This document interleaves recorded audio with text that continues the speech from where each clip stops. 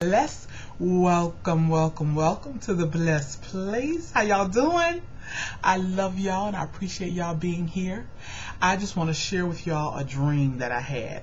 I just got back from LA Fitness, and just prior to going to LA Fitness, I was asleep, and my sister Denise called. Well, she called Derica's phone because I have my phone on silent at night. So Derica knocks on my bedroom door and she's like, "Mom, Auntie Denise is on the phone." And that is what woke me up out of my dream sleep. Now, I'm not one who have these revelatory dreams and with some great interpretation. I usually have some whack dreams, and it usually consists of somebody trying to kill me or me running after somebody or running from somebody. And I know at first I used to think, what is this about? I mean, is there something spiritual that's going on with me that I need to seek the Lord about? Do I need an exorcism or something?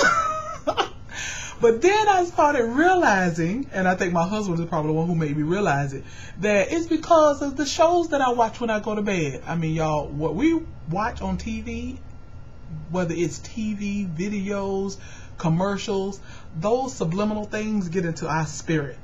So I'm always watching like Forensic Files, Dr. G Examiner, all kinds of not medical mysteries, crime mysteries. I like shows like that. And then I have my wireless headphone on, and anyway. But let me tell you about this dream. I was in like a banquet / restaurant type thing, and a guy came up to me who I was an acquaintance of. I feel that in my dream I was an acquaintance of him, or he was an acquaintance of mine. And he was like, "Hey girl, how you doing?" And then I had already had my food. Of course, food was going to be involved, And I already had my food. And then I asked him, "Do you want something to eat?" And he said, "Yes." So I said, "Okay, I'll go up," and it was like buffet style food. And I said, "Okay, I'll go up and get you something to eat." And I had my purse at the table. And this is the main idea of the dream. My instinct told me to take my purse with me. But I did not want to offend my acquaintance, because women, we've been in that dilemma. Do I take my purse with me? Do I leave my purse here? I don't want to offend this person. So I decided, against my better judgment in my dream, not to offend him, and I left my purse in my seat. But I said, okay, but I'll keep an eye on my purse and him while I go up to get his food. I'm walking up to get his food, and I'm looking back. By the second, third time I look back, he's not there. Neither is my purse. So I'm panicking, and I head back towards the table, and then I see him at a different table. And he's talking and chatting it up with somebody else, like his old friend with somebody else. And I said, oh, okay. He wasn't trying to take off with my purse. He walked over to talk to somebody else, and he didn't want to leave my purse in the seat beside him. He was just being considerate. But something in my dream said, "Deidre, no, go back and just get your purse and take it with you to go get his food." But no, again, I did not want to offend him. So I walked back up to the buffet, and I'm still got my eye on him, going up to the buffet. About the second, third time, I look, and he's no longer at the other table that he had moved to. And I look, and he's inching closer to the door. He gets to the door, and he takes off out the door with my purse. And I dash behind him. I'm running after him. And that's when my daughter knocks on the door and wakes me up. And the first thing in my body and in my spirit, I looked over to make sure that my purse was still there, because it was the exact purse that I do have. Was the exact purse that's in my dream.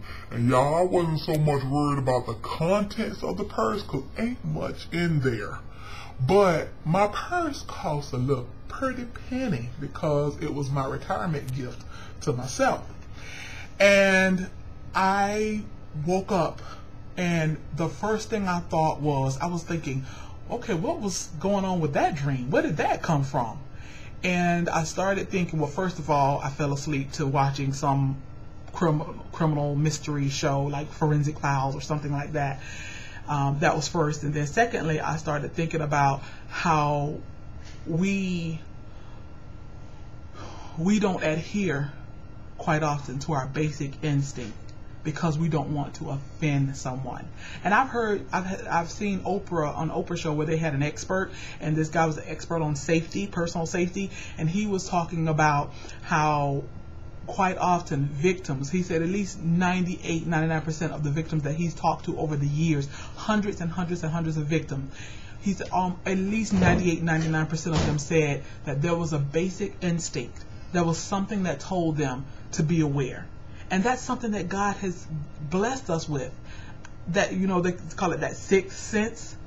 That is something that God has blessed us with to keep us safe, I believe. To keep us safe emotionally, to keep us safe mentally, to keep us safe physically, to keep us safe spiritually. He blessed us with that instinct. And quite often we push that instinct down, or we push it away, or we circumvent it because we don't want to offend someone.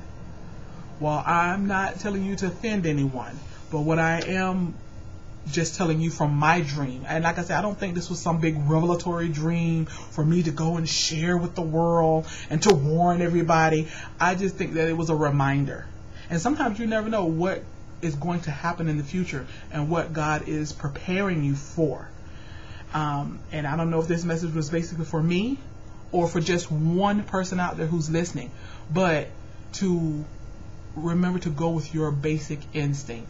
Sometimes in a relationship, I alluded to this in one of my past videos, that even in relationship, a woman or a man could feel in his spirit or in her spirit that something is going wrong with their husband, wife, girlfriend, boyfriend, mate, partner. And you feel something is not right in your spirit going on with them, whether you feel that they are cheating or you know there's infidelity in the relationship, or you feel like maybe something's going on with them at work or whatever it is, but you feel it. And then they tell you, no, everything's fine and everything's okay, or no, I'm not doing anything. And then you say, I know something's going on, but I just can't put my finger on it. But sometimes that feeling, that basic instinct, is a warning, a caution sign to you, because you don't know what sexual diseases that person could be bringing into the relationship. You don't know what heartache could be forthcoming. You know, I'm not saying to be paranoid about things, but pay attention to those basic instincts and stop. You know, we're such a what is the word?